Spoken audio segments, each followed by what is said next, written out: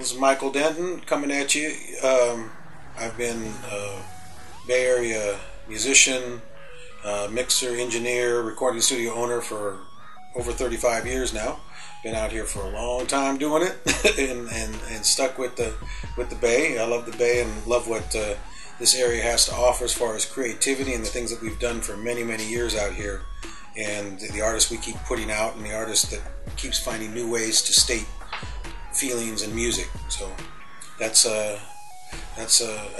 started as a musician actually much earlier than that, when I was 9 or 10, and then I was performing out when I was 14, 15 in clubs, and then I went into doing the recording business at about 19, 20, and started my own studio, and went from doing a Tascam 3340 tape deck. It was a TIAC 3340 tape deck, and then moved to a 1-inch tape deck. Did a Otari, and did an Ampex 1-inch 8-track, and then I moved to 24 tracks from there, and just kept developing the studio, and worked in the early stages of SD2, Sound Designer 2, and Studio Vision, and came up all through the game doing all the different things. So a lot of the stuff I've now forgotten because we don't use those tools, or have moved way past that, but I've really enjoyed all the different developments over the years, and all the different tools that people have come up with to design and to invent, and especially out in this area.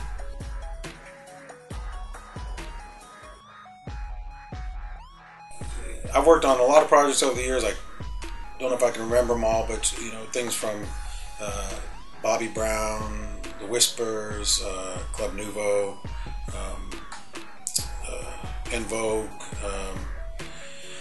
and current projects. Of course, I got 5 on it with E40 and the Loonies, and that's when I met E40, which led to what I've currently been worked on today. Is the last 7 albums that he's done. I've mixed and mastered that project from the Day Shift to Night Shift, Graveyard Shift.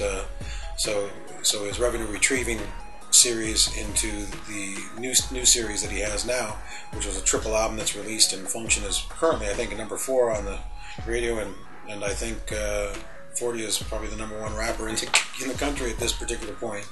And I've enjoyed my relationship with him and the stuff that we've created over the years.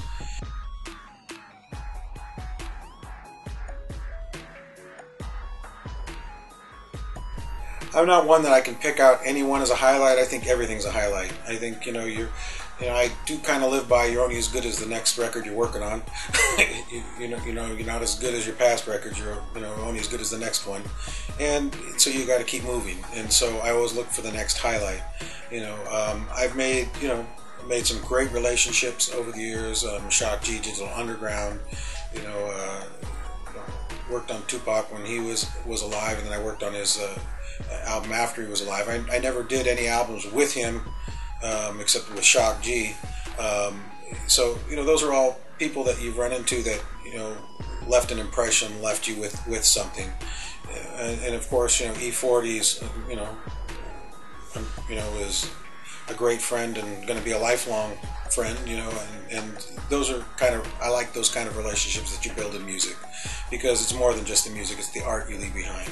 And so those are, I think, in just working on music and doing it is a highlight in itself. I couldn't put anyone above anything else. So.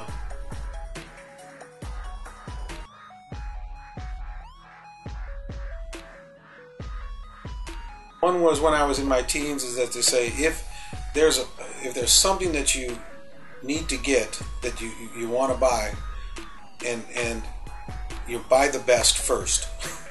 Don't buy the cheapest, because you'll still end up with the best, but you'll pay 5 times the amount in the long run.